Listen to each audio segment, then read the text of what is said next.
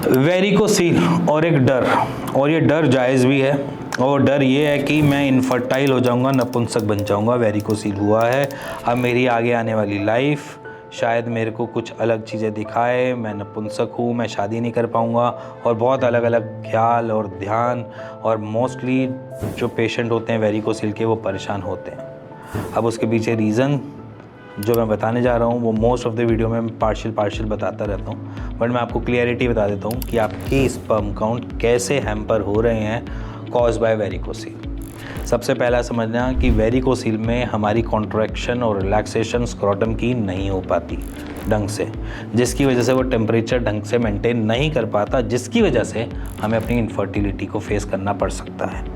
पहला पॉइंट। दूसरा पॉइंट, जब इतनी बारी रिफ्लक्सेस बनते हैं तो उसकी वजह से हमारे टेस्टिस के पास खुद का न्यूट्रिशन ढंग से लेने की पावर कम होती है, जिसकी वजह से वो आपको रिवर्ट बैक में एज इन स्पर्म काउंट थोड़ा लो देना चालू कर देता है। ये दूसरा एस्पेक्ट। तीसरा एस्पेक्ट कि जब वेरिकोसील होता है तो हमारे को अलग अलग चीज़ें देखने को नज़र आती हैं, जिसमें बहुत सारे पेशेंट्स को थोड़े से अपने ऐसे भी लगते हैं कि वो डिप्रेस हो रहे हैं या वो स्ट्रेस में जा रहे हैं। उसके पीछे भी रीज़न वेरिकोसील हो जाता है, जिसकी वजह से हम इनफर्टिलिटी को फेस कर सकते हैं हार्मोन इम्बैलेंस की तरह। अब ये तो मेजर चीज़ें हो गई जिसमें हम कहते हैं कि वेरिकोसील आपके ऊपर इनफर्टिलिटी पे बहुत असर डाल सकता है।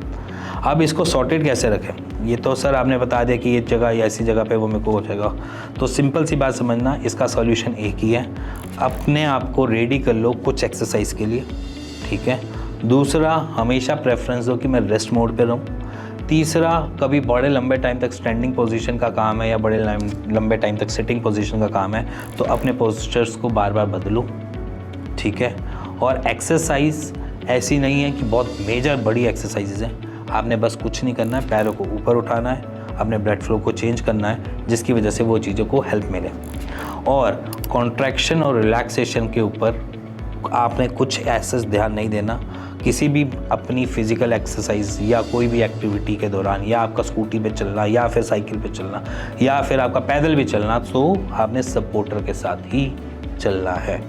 सपोर्टर यहाँ पे मैंडेटरी है, मैं बार बार बोलता हूँ, अपने हर पेशेंट को भी बोलता हूँ, तो इसलिए सपोर्टर लगाओ। दूसरा, एक्सरसाइज करो। तीसरा, हाइड्रेट लो, और साथ ही साथ मिर्च मसालों वाले खाने को बिल्कुल अवॉइड कर दो।